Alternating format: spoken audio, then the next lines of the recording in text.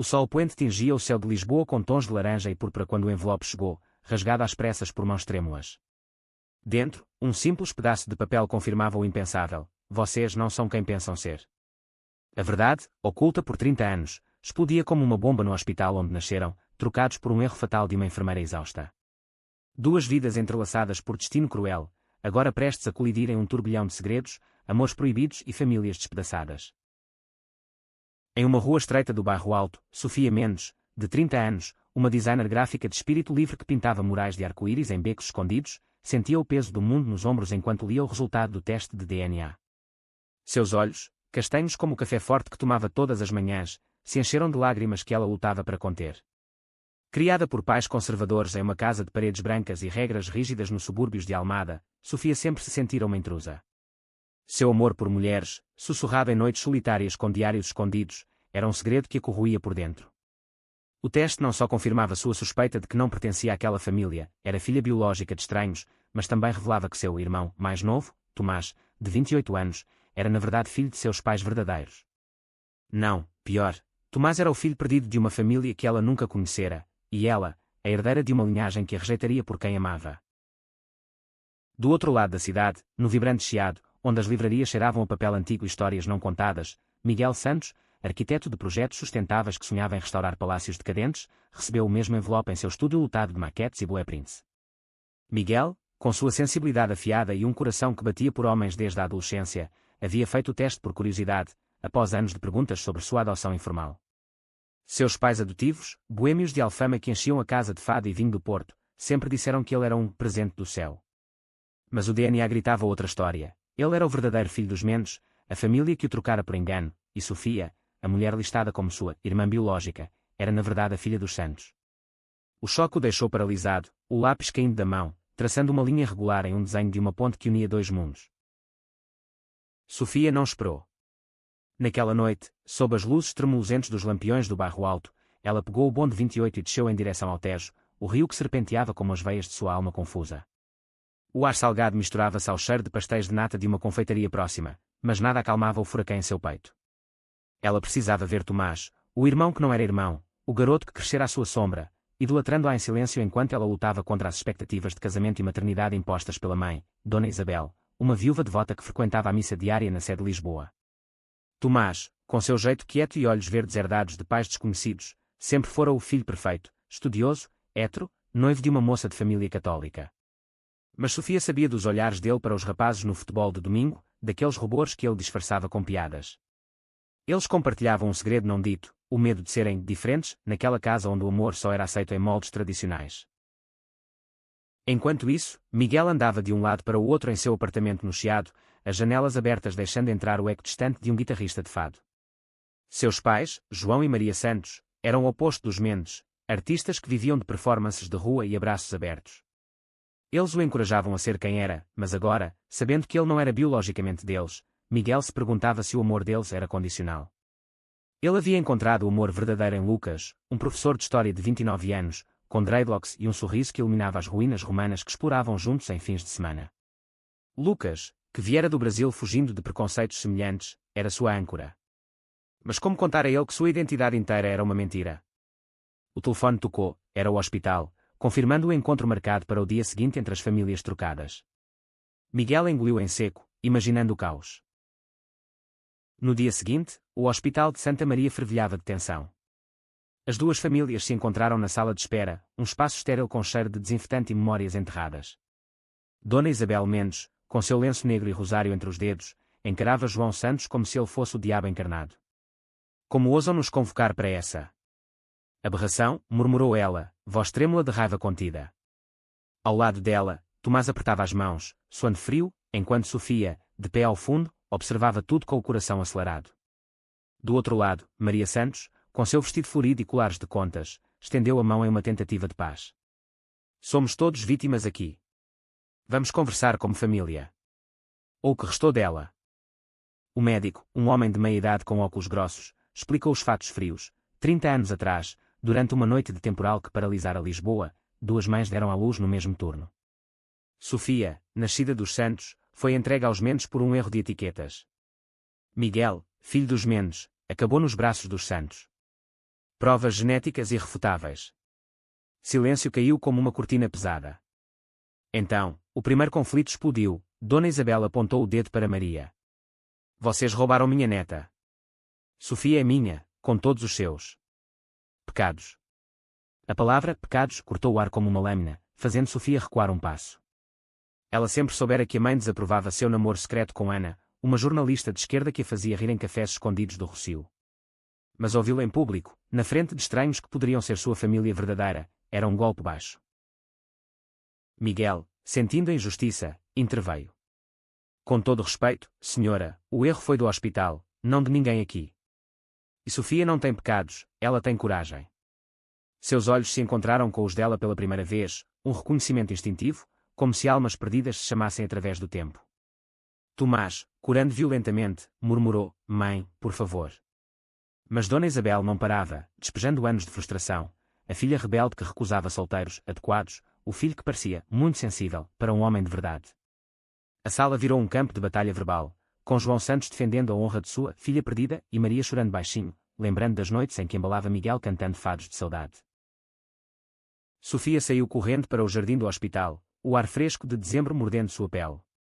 Lá, sob uma oliveira centenária, ela desabou em um banco, soluçando. Minutos depois, Miguel apareceu, hesitante. Ei! Acho que a gente precisa se conhecer de verdade. Sem famílias no meio. Ele se sentou ao lado dela, oferecendo um lenço limpo do bolso. Pela primeira vez, Sofia olhou para ele não como um estranho, mas como um espelho, os mesmos traços suaves, o mesmo olhar que carregava segredos. Eles conversaram por horas, trocando histórias fragmentadas, ela sobre os murais que pintava para afirmar sua identidade lésbica em uma cidade que amava mas julgava, ele sobre os projetos que desenhava inspirado em Lucas, o amor que o salvava das noites de dúvida. Havia uma química imediata, não romântica, mas de almas gêmeas não biológicas, unidas por uma troca que o destino impusera. Enquanto isso, Tomás lidava com seu próprio inferno. De volta à casa dos Mendes, agora vazia sem Sofia, ele confrontou a mãe. Eu não sou perfeito, mãe. E se eu te disser que eu gosto de garotos? As palavras saíram como um sussurro, mas explodiram na sala de jantar com azulejos azuis frios. Dona Isabel empalideceu, o rosário caindo no chão. Mentira. Você é meu filho, não um invertido. Tomás, que passara anos reprimindo seu amor por Rui, um colega de trabalho no banco, sentiu o chão sumir. Ele fugiu para as ruas de Alfama, onde o fado ecoava como lamento por sua própria vida trocada. Dias se passaram em um redemoinho de advogados e terapias familiares obrigatórias. As famílias se reuniram novamente em um café neutro no Terreiro do Paço, com vista para o arco triunfal que simbolizava a glória perdida. Ali, as primeiras rachaduras de entendimento apareceram. Maria Santos compartilhou fotos antigas de Miguel bebê, rindo em festas de São João, e Dona Isabel, relutante, mostrou álbuns de Sofia criança, com vestidos que ela odiava. Mas o verdadeiro catalisador foi uma carta anônima enviada ao hospital. A enfermeira idosa, à beira da morte, confessou o erro em um testamento moral. Eu troquei as pulseiras por pânico. Perdoem-me. Essa confissão humana quebrou as defesas, transformando raiva em compaixão compartilhada. Sofia e Miguel se tornaram confidentes inseparáveis.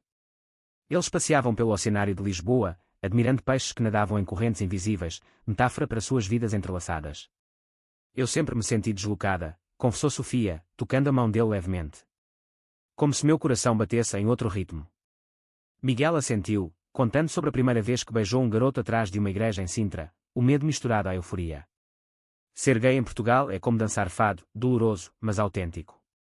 Sua amizade floresceu em apoio mútuo, ele a ajudou a confrontar Dona Isabel sobre Ana, e ela o encorajou a trazer Lucas para um jantar familiar experimental. Mas o conflito escalou quando Tomás, impulsionado pelo caos, procurou Rui em um bar de travesti no Cais do Sodré. Lá, sob luzes neon e música eletrónica, ele se abriu pela primeira vez. Eu fui criado para ser hétero, mas meu coração diz outra coisa. Rui, com olhos gentis e tatuagens que contavam histórias de superação, o beijou, um beijo que selava anos de negação. No entanto, paparazzi locais, sempre farejando escândalos em uma cidade de fofocas, capturaram a cena. A foto vazou no dia seguinte no jornal Correio da Manhã, filho de família tradicional em escândalo gay após revelação de DNA.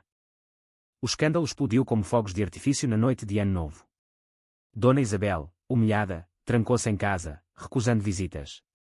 Tomás, devastado, tentou suicídio com pílulas, salvo por Sofia que invadiu o quarto a tempo. No hospital novamente, ironia cruel, a família se reuniu em vigília. Miguel, ao lado de Lucas, segurou a mão de Tomás. Nós somos mais do que sangue. Somos escolhidos pelo destino para nos amar como somos. Ana, a namorada de Sofia, chegou com flores, desafiando os olhares de julgamento. Pela primeira vez, Dona Isabel viu sua filha não como uma decepção, mas como salvadora. A recuperação de Tomás foi lenta, marcada por sessões de terapia em um centro LGBTQ+ em Lisboa, onde ele encontrou uma comunidade que o abraçava. Sofia e Miguel organizaram um retiro familiar em Sintra, nas florestas úmidas onde palácios de conto de fadas sussurravam segredos. Ali, sob chuvas suaves que lavavam feridas, as conversas fluíram. João Santos tocou viola, cantando Amor em Tempos de Ódio, e Maria ensinou Dona Isabel a dançar um randês vosleve. Aos poucos, as barreiras caíam. Dona Isabel admitiu sua própria juventude reprimida, um amor não correspondido por uma amiga de colégio na ditadura de Salazar. Eu te julguei porque me julguei, confessou ela a Sofia, em um abraço que cheirava a lavanda e lágrimas. Mas o clímax veio em uma reviravolta inesperada. Durante o retiro, uma carta antiga foi encontrada em um baú da enfermeira falecida, enviada ao hospital. Ela havia suspeitado do erro anos antes, mas o medo de perder o emprego a silenciara. Pior, ela revelava que os Mendes e Santos haviam sido vizinhos distantes na época, e Dona Isabel conhecera Maria em uma feira de beneficência, trocando olhares de inveja mútua por suas gravidezes. O destino não era aleatório, era poético. Essa revelação uniu as famílias não só por sangue, mas por fios invisíveis do passado. Sofia e Ana oficializaram seu compromisso em uma cerimônia pequena no Mosteiro dos Jerónimos, com o mar como testemunha. Miguel e Lucas adotaram um cachorro resgatado, simbolizando sua família escolhida. Tomás, agora orgulhoso, marchou no período de Lisboa ao lado de Rui, bandeiras arco-íris tremulando como as velas de caravelas portuguesas. Dona Isabel, transformada, sentou-se na primeira fila, aplaudindo com lágrimas nos olhos. Anos depois, em uma Lisboa renovada, as duas famílias se reuniam anualmente no Tejo para um piquenique. Sofia e Miguel, agora irmãos de alma, brindavam à troca que os salvara.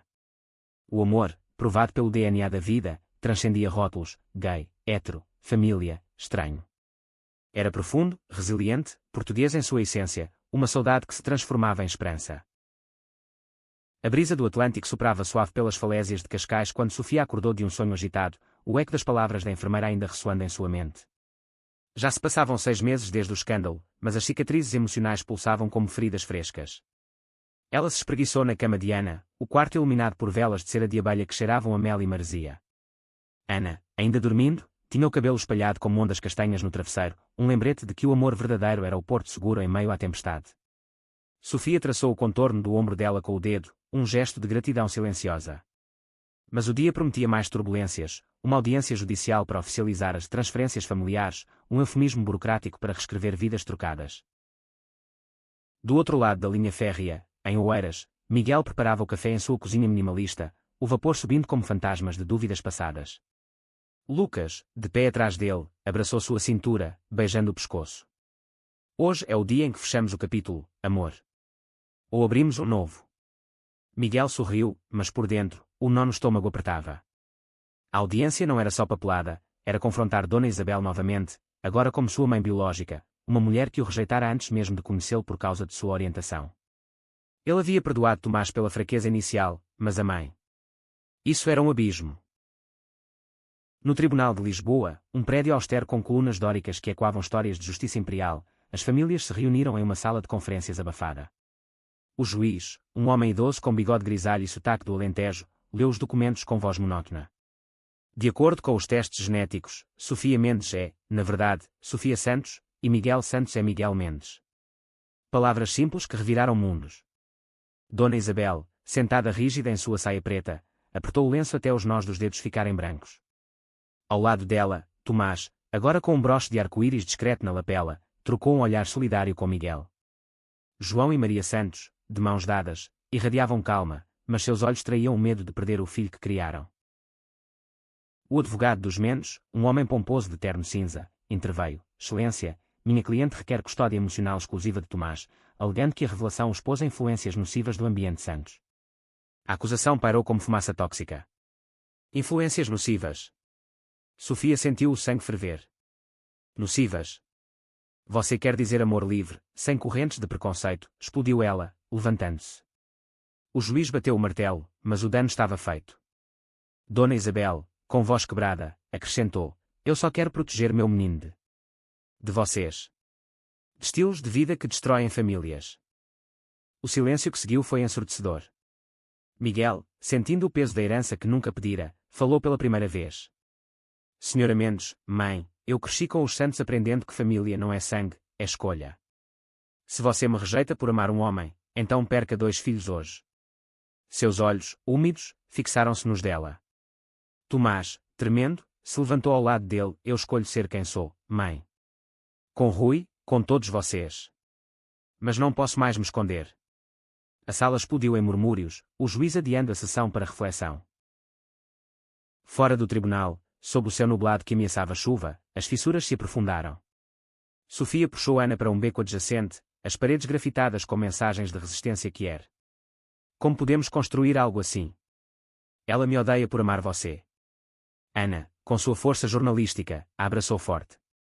O ódio dela é medo, Sofia. Medo do que ela mesma enterrou. Lembra da carta da enfermeira? Todo mundo tem segredos. Elas se beijaram, um selo de defiance, enquanto gotas de chuva começavam a cair. Miguel e Lucas caminharam até o aqueduto das Águas Livres, estrutura romana que atravessava a cidade como uma veia de história. E se eu disser que quero conhecer mais dos Mendes, apesar de tudo, confessou Miguel, parando para admirar os arcos contra o céu cinzento. Lucas sorriu, apertando sua mão. Então vamos. Mas devagar, como quem reconstrói uma ponte. Eles sentaram em um banco, compartilhando um pão de queijo que Lucas preparara, um toque brasileiro em meio à crise portuguesa. Ali, Miguel revelou uma surpresa. Ele havia desenhado planos para uma casa comunitária em Belém, um espaço para famílias LGBTQ mais trocadas pelo destino, inspirado em sua própria jornada. Vai ser nosso legado. Um lugar onde ninguém se sinta trocado. Enquanto isso, Tomás confrontava Rui em um café no Bairro Alto, o lugar onde tudo começara. A foto no jornal. Destruiu tudo, mas me libertou. Quero que você seja parte da minha família, de verdade. Rui, com olhos brilhando, pegou sua mão sobre a mesa de mármore rachado. Eu já sou, Tomás. Desde o primeiro fado que dançamos. Mas o idílio foi interrompido por uma ligação. Dona Isabel sofrera um ataque de pânico em casa, sozinha com memórias que a sufocavam. Tomás correu para a Almada, encontrando a mãe encolhida no sofá, o rosário espalhado como contas de um colar quebrado. Naquela noite, em uma reviravolta que ninguém esperava, Dona Isabel confidenciou a Tomás o segredo que carregava há décadas. Quando eu era jovem, em Évora, amei uma mulher. Chamava-se Clara. Mas a ditadura, a igreja. Eu casei com teu pai para esquecer. As palavras saíram como um rio represado, aliviando o peito oprimido. Tomás, atonito, abraçou-a. Então você entende, mãe. O amor não escolhe lados. Pela primeira vez, ela chorou não de raiva, mas de alívio. Eu te entendo, filho. E a Sofia? Ela é forte como eu nunca fui. A notícia se espalhou como vinho em uma festa de colheita. Sofia, ao telefone com Tomás, sentiu um peso se dissolver. Vamos voltar ao tribunal juntas, como família. A audiência final, uma semana depois, foi transformadora. Dona Isabel, de pé ao lado de Maria Santos, testemunhou: eu erro, mas aprendo. Quero meus filhos, todos eles, de volta. O juiz, tocado, aprovou uma custódia compartilhada, não legal, mas emocional, feriados alternados, tradições mescladas. Mas o destino guardava outra surpresa. Durante as escavações para a casa comunitária de Miguel em Belém, trabalhadores encontraram uma cápsula do tempo enterrada sob as ruínas de um convento, cartas de amor de Clara para uma jovem Isabel, datadas de 1974, ano da Revolução dos Cravos. As cartas, amareladas mas legíveis, falavam de sonhos de liberdade, de um Portugal onde o amor florescesse sem amarras. Dona Isabel, ao lê-las em uma reunião familiar no Tejo, desabou em soluços. Era ela. Minha Clara. A descoberta não só curou feridas pessoais, mas inspirou o projeto. A casa seria batizada de Cravos Esquecidos, um memorial vivo para amores reprimidos. Sofia pintou o mural de inauguração, figuras entrelaçadas em tons de rosa e azul, simbolizando trocas que unem em vez de separar.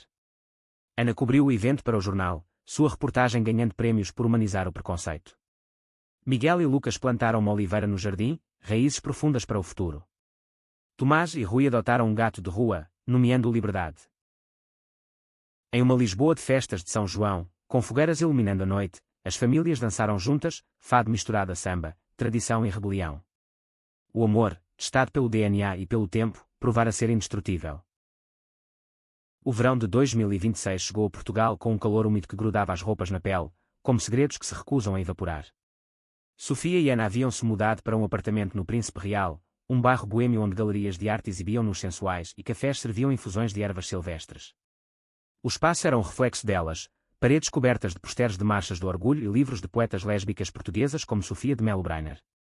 Mas mesmo ali, na segurança do ninho, Sofia acordava com pesadelos de etiquetas de hospital, pulseiras trocadas que simbolizavam não só herança, mas identidade roubada.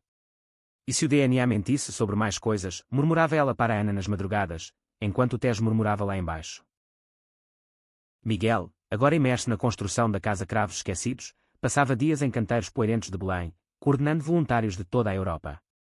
Lucas o visitava com almoços caseiros, mas notava as olheiras profundas. Você está se matando por um passado que não pode mudar, dizia ele, limpando suor da testa de Miguel com um pano úmido. A pressão vinha não só do trabalho, mas de Dona Isabel, que, apesar da reconciliação, ligava semanalmente com perguntas hesitantes: você vem à missa domingo? Para me fazer companhia. Miguel ia, por amor filial, mas saía cedo, o incenso misturando-se ao cheiro de culpa. Tomás florescia em seu novo eu. No banco, ele fundara um grupo de apoio LGBTQ+, discreto mas impactante, atraindo colegas que sussurravam confissões em salas de reunião. Rui, seu pilar, planejava uma viagem a Porto para visitar a família dele, uma ponte sobre o Douro que simbolizava a união.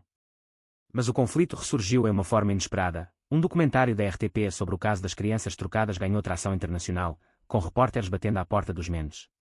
Família portuguesa revela segredos de amor proibido após escândalo genético, gritavam as manchetes. Dona Isabel, exposta novamente, recaiu em depressão, isolando-se em Almada com janelas fechadas contra o mundo. Sofia, alertada por Ana que cobria a história, correu para a casa da mãe. Encontrou-a encolhida na cozinha, uma xícara de chá frio na mesa. Eles vão me pintar como a vilã, a mãe homofóbica, soluçou Dona Isabel. Sofia, pela primeira vez sem raiva, sentou-se ao lado dela. Não, mãe. Vamos contar nossa história, a verdadeira. Sobre Clara, sobre perdão. Juntas, elas gravaram uma entrevista para o documentário, Sofia narrando a dor da rejeição inicial, Dona Isabel admitindo seu amor perdido. A transmissão, exibida em uma noite chuvosa de julho, foi um divisor de águas. Mensagens de apoio inundaram as redes, de casais que eram ativistas em Coimbra. Mas o verdadeiro teste veio para Miguel.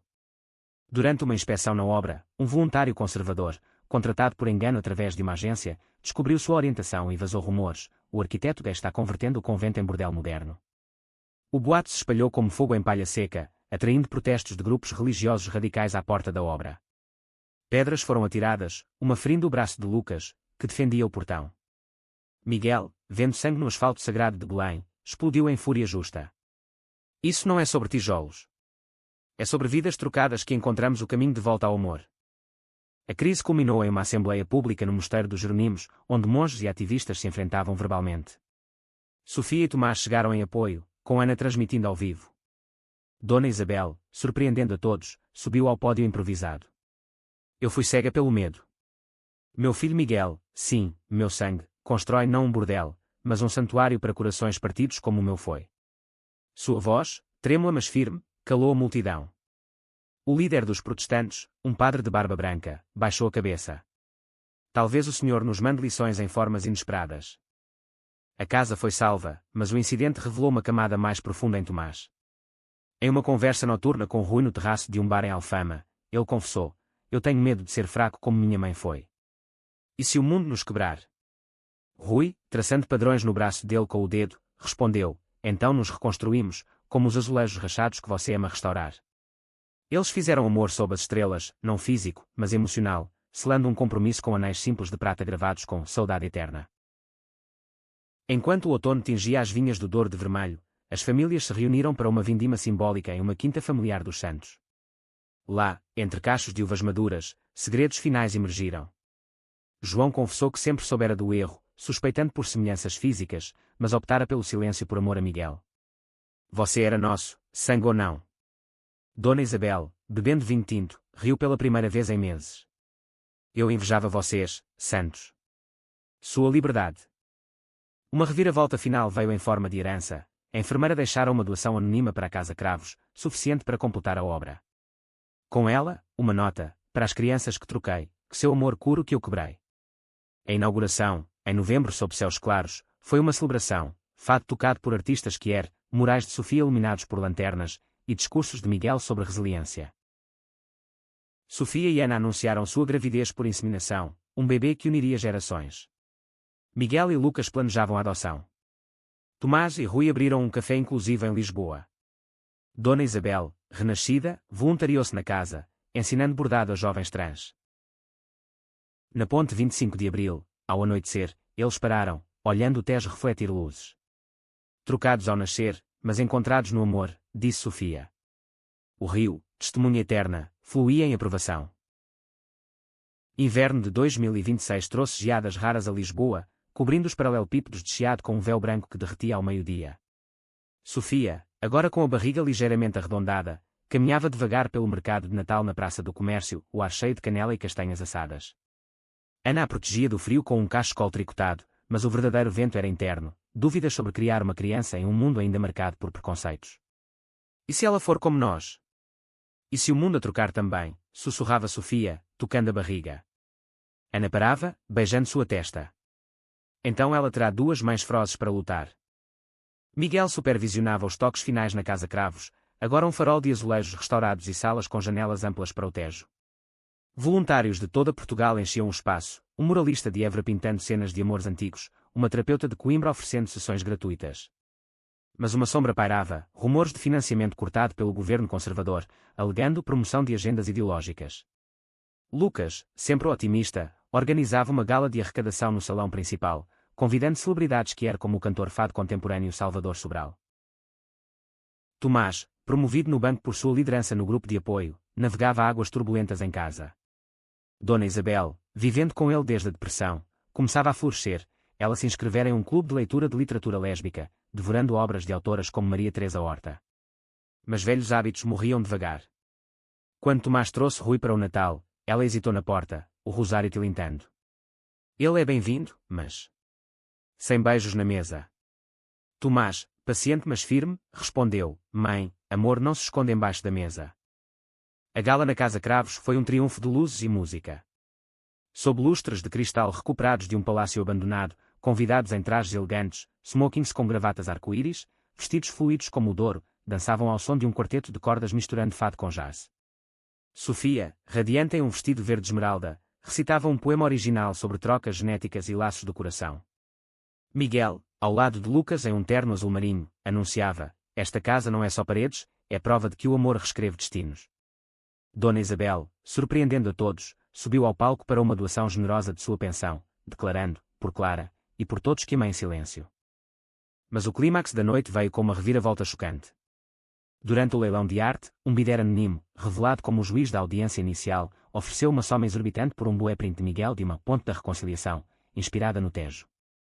Em particular, ele confessou, meu próprio filho foi trocado em Faro, há 20 anos. Seu caso me deu coragem para contar. A revelação uniu estranhos em abraços, transformando a gala em uma rede viva de histórias compartilhadas. Enquanto isso, em Almada, Tomás enfrentava seu conflito mais profundo. Rui propôs casamento durante um passeio na praia da Costa da Caparica, joelhos na areia úmida, anel brilhando à luz da lua. Tomás aceitou, lágrimas salgadas misturando-se ao mar.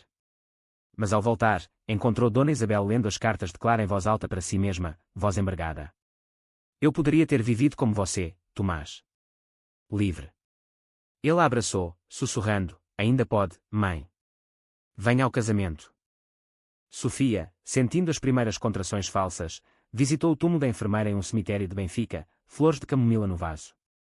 Você errou, mas nos deu uma família maior, murmurou ela ao vento. Ana, ao lado, planejava uma série de podcasts sobre o caso, com episódios narrados por cada membro da família, vozes trocadas, amor além do DNA. Uma surpresa inesperada veio na primavera, quando o bebê de Sofia nasceu, uma menina, batizada de Clara Isabel Santos Mendes, honrando passados entrelaçados. O parto, em um hospital particular com vistas para o Castelo de São Jorge, reuniu todos, Dona Isabel segurando a neta pela primeira vez, olhos marejados de redenção, João e Maria cantando uma canção de ninar alentejana. Miguel, Padrinho, desenhou um berço em forma de caravelha, simbolizando jornadas. Tomás e Rui casaram-se em uma cerimônia íntima no Jardim Botânico de Lisboa, sob árvores centenárias que sussurravam bênçãos. Dona Isabel, de braço dado com Sofia, caminhou pelo corredor de pétalas, vestida em um tailleur lilás, cor de liberdade. O padre, um aliado que era de Porto, oficiou com votos personalizados. No amor, não há trocas erradas, apenas uniões eternas. Mas o destino guardava um último twist. Meses após o nascimento de Clara, um teste de DNA de rotina para o bebê revelou uma anomalia, traços genéticos raros ligando-a a uma linhagem nobre portuguesa esquecida, descendentes de exploradores do século XV. A investigação mostrou que a enfermeira, descendente dessa linhagem, havia trocado as crianças não só por erro, mas para proteger uma herdeira de um escândalo familiar antigo. A revelação, em vez de dividir, uniu. A família reivindicou o legado, doando artefatos para a Casa Cravos. Verões subsequentes viram Clara crescendo entre morais e fados, aprendendo que família era um mosaico de corações, não cromossomos. Sofia publicou um livro ilustrado sobre a jornada, best-seller em livrarias de todo o país. Miguel expandiu a casa para um centro europeu, acolhendo trocas de outras nações. Em uma noite de estrelas no Tejo, eles se reuniram novamente. Trocados ao nascer, renascidos no amor, brindou Tomás. O rio, eterno, carregava suas histórias para o mar. O ano de 2027 amanheceu com uma Lisboa em efervescência, preparativos para o cinquentenário da Revolução dos Cravos transformando as ruas em tapetes de flores vermelhas. Sofia, agora mãe em tempo integral, equilibrava fraldas e telas digitais, seu estúdio em casa e quando com os gorgolejos de Clara. Ana, promovida a editora-chefe de uma revista viajava para entrevistas em Évora e Setúbal, mas sempre voltava com histórias que inspiravam Sofia a novos morais, cenas de mães lésbicas colhendo uvas no Douro, simbolizando frutos do amor proibido. Miguel e Lucas, casados em uma cerimônia discreta no cartório do Chiado, navegavam a paternidade em espera. Papéis de adoção se acumulavam na mesa, cada formulário uma batalha contra burocracias que questionavam estabilidade de casais do mesmo sexo. A Casa Cravos, agora uma pulsante, oferecia suporte legal, mas Miguel sentia o esgotamento, noites insones revisando projetos, dias mediante disputas entre voluntários com visões conflitantes de inclusão. Tomás, gerenciando o café Arco-Íris do Tejo com Rui, enfrentava boicotes sutis de clientes conservadores, xícaras devolvidas com comentários sussurrados sobre valores tradicionais. Dona Isabel, trabalhando meio período na casa como recepcionista, defendia o espaço com uma ferocidade recém-descoberta. Aqui, todos são bem-vindos, como Cristo ensinou, sem julgamentos. Sua transformação inspirava, mas Tomás via as rugas de preocupação em seu rosto, ecos de uma vida de silêncios. O conflito irrompeu durante os festejos dos cravos. Uma marcha comemorativa no Rossio, lotada de bandeiras vermelhas e cartazes de liberdade, foi infiltrada por contramanifestantes radicais, gritando contra a decadência moral em uma Portugal cristã. Sofia, com Clara no carrinho, marchava ao lado de Ana quando uma garrafa voou, estilhaçando-se perto delas. O pânico se espalhou, mães protegendo filhos, amantes se abraçando em escudos humanos. Miguel, coordenando segurança na casa próxima, correu para o caos, encontrando Tomás arrastando Dona Isabel para longe de um confronto verbal. No rescaldo, em uma enfermaria improvisada na casa, as famílias se reuniram. Ferimentos superficiais, cortes, contusões, mas as emocionais sangravam. Dona Isabel, com um hematoma no braço, confrontou um ativista idoso que invadira o espaço. Você fala de tradição, mas esquece que a revolução foi por amor livre. Eu sei, eu amei em segredo durante a ditadura. Suas palavras, gravadas por Ana, viralizaram, transformando-a em ícone improvável da reconciliação. Uma reviravolta veio através de Clara. Aos 18 meses, ela apontou para um retrato de Clara, a amante de Dona Isabel, na parede da casa, balbuciando "vó", pela primeira vez. O momento, capturado em vídeo, derreteu corações online, atraindo doações recordes. Mas mais profundo, inspirou Dona Isabel a viajar a Évora, terra natal, para uma peregrinação pessoal. Lá, em uma capela abandonada onde encontrara Clara pela primeira vez, ela enterrou uma carta simbólica, perdão pelo tempo perdido. Agora, vivo. Miguel recebeu a notícia da adoção aprovada em uma manhã de maio, chuvosa como lágrimas de alegria. O menino, de 5 anos, órfão de uma troca similar em Faro, chegara com olhos curiosos e uma mochila de desenhos. Batizado de João, por João Santos, ele correu para os braços de Lucas, chamando-os papai no primeiro dia. A família cresceu, a casa e quando com risadas infantis misturadas a lições de arquitetura. Tomás e Rui expandiram o café para um espaço cultural, hospedando noites de poesia queer e fado lésbico. Um poeta convidado, descendente da enfermeira, recitou versos sobre erros que tecem tapeçarias, trocados no berço, entrelaçados no destino. Sofia completou seu livro com um capítulo final, Receitas de Família Mescladas, Bacalhau à Brás dos Mendes com toques brasileiros de Lucas. Lançado no Festival Literário de Lisboa, esgotou em horas, com Clara na capa, sorrindo para o futuro. Mas o ápice emocional veio em uma reunião anual no Tejo, agora tradição. Com o sol poente, eles compartilharam histórias, Sofia sobre noites de amamentação sussurrando contos de trocas, Miguel sobre João construindo torres de blocos que nunca caíam. Dona Isabel, de mãos dadas com Maria, confessou, eu era a trocada, de uma vida cinzenta para esta corrida. Uma surpresa final, testes de DNA voluntários na casa revelaram mais trocas antigas, criando uma rede de irmãos perdidos. O legado se expandia, amor multiplicando-se como ondas no rio. Na ponte, ao anoitecer, Clara apontou para as luzes refletidas. Família, exclamou. E assim era. 2028 trouxe a Portugal uma onda de calor recorde, o ar tremendo sobre o asfalto de Lisboa como memórias febris. Sofia, com Clara agora uma toddler tagarela de 2 anos, equilibrava a maternidade e uma exposição solo no Museu Nacional de Arte Contemporânea, onde seus murais sobre identidades fluídas atraíam multidões. Ana, grávida de novo por inseminação, documentava a jornada em um blog que inspirava mães que era em todo o mundo lusófono. Mas sob a superfície, tensões borbulhavam. Clara começava a questionar, por que 2 mamães, e quando dúvidas que Sofia temia enfrentar cedo demais. Miguel e Lucas, pais de João que florescia em desenhos de pontos impossíveis, enfrentavam o desafio da educação. Escolas públicas em Lisboa ainda sussurravam preconceitos sutis, professores hesitantes em discutir famílias diversas.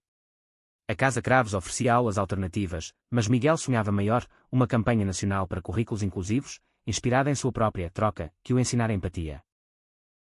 Tomás e Rui, com o café agora um ponto de encontro para ativistas, lidavam com uma ameaça velada. Um político local, rival em eleições, espalhava boatos de lavagem cerebral no espaço. Dona Isabel, agora avó orgulhosa que contava histórias de Clara para netos imaginários, confrontava o político em uma assembleia comunitária. Eu vi o inferno do silêncio. Não deixarei que cale vozes novamente. Sua coragem, amplificada pela mídia, virou o jogo, elegendo um aliado progressista. O conflito culminou no Período de Lisboa, o maior até então, com o Tejo tingido de arco-íris por barcos flutuantes. Famílias marchavam unidas, mas uma tempestade repentina, metáfora cruel, trouxe caos, raios, multidões em pânico, um palco colapsando. Sofia protegeu Clara sob um toldo, Ana filmando o desespero heróico de voluntários. Miguel carregou João nos ombros, guiando perdidos para abrigos. Tomás e Rui resgataram um jovem transferido, Dona Isabel orando ao lado dele no hospital improvisado. No aftermath, sob céus limpos, a cidade aplaudiu a resiliência. Mas a reviravolta veio de uma fonte improvável. O político derrotado, tocado pelo ato de Dona Isabel, confessou em uma carta aberta seu próprio segredo, um irmão gay perdido na ditadura. Vocês me ensinaram perdão. Ele doou para a casa, selando uma aliança inesperada. Clara, em seu 3º aniversário, ganhou um livro personalizado, A Menina Trocada que Encontrou o Arco-Íris. Sofia leu para ela à noite, voz suave como brisa do mar. João, agora irmão postiço de Clara em brincadeiras compartilhadas, desenhou a família como uma ponte infinita. Anos fluíram como o Douro em Vindima. Sofia e Ana abriram um estúdio de arte para crianças Kier. Miguel e Lucas expandiram a casa para Porto e Faro. Tomás e Rui adotaram, crescendo a rede. Dona Isabel, em seus 70, publicou memórias, cartas para Clara, uma vida renascida. Em 2035, no 30º aniversário da revelação do DNA, eles se reuniram no hospital original, agora um centro de memória. Um monumento de azulejos, desenhado por Miguel e pintado por Sofia, contava a história, das trocas ao amor eterno. Sob o sol de dezembro, Clara, de 10 anos, perguntou, por que fomos trocados? Sofia sorriu, abraçando-a, para aprendermos que família é escolha, não acaso. O Tejo fluía, carregando lições para gerações. Amor, testado pelo destino, vitorioso.